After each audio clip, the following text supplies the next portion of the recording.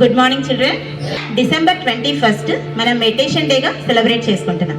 అసలు మెడిటేషన్ అంటే ఏంటి, ఎలా చేయాలి, చేయడం వల్ల ఉపయోగం ఏంటి, అన్నిటికంటే సులువైనటువంటి ఆనాపానసతి ధ్యానాన్ని గురించి తెలుసుకుందాం.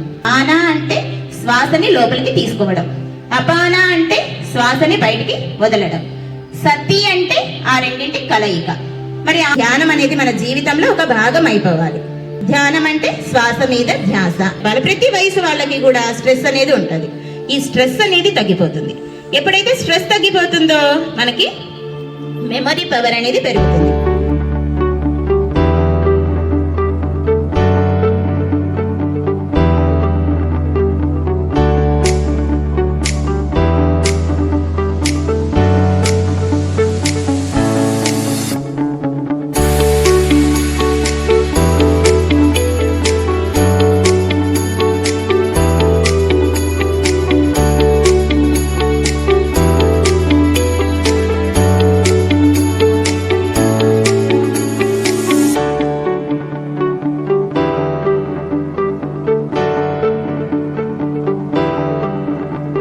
రెండు చేతులు తీస్తూ చిరునవ్వు నవ్వుతూ మీ చేతులను చూసుకోండి.